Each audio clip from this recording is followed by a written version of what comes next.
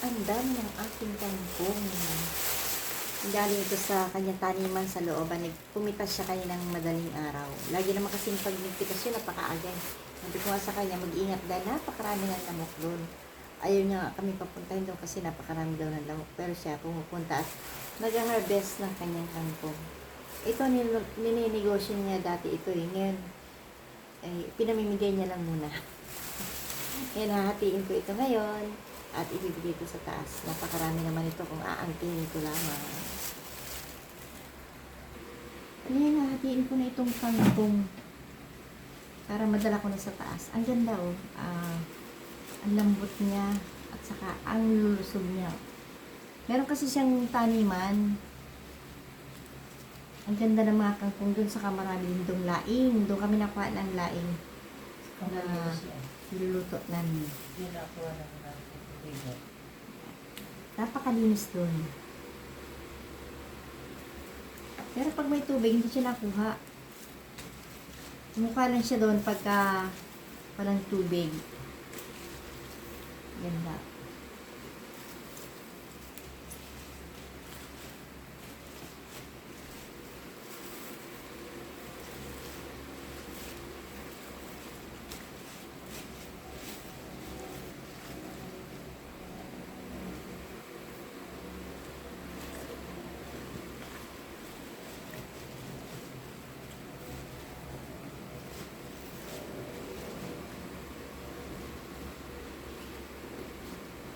Kulot.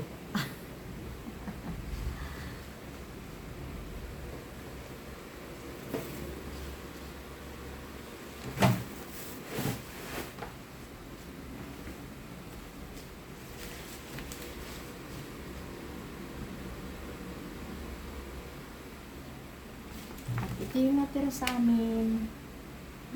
Ito naman ay dadalhin ko sa taas.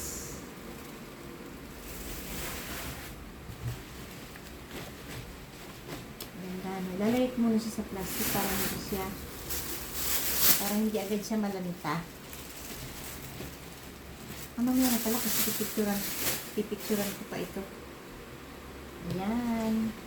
Ang aming kangkong na pagkaganda.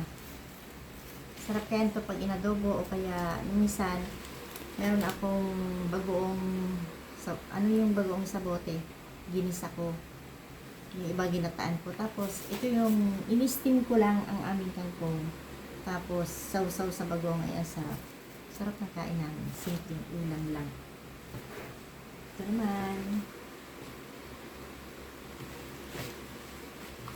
Kangkong pa rin. Masarap na may taniman, ano.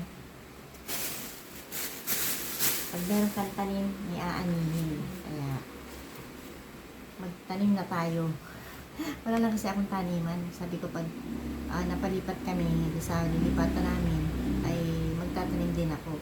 Kaya lang sana meron doong taniman. Hindi ko pa kasi nakita yung lugar na lilipatan namin. Matagal pa naman yun. By next year pa yun.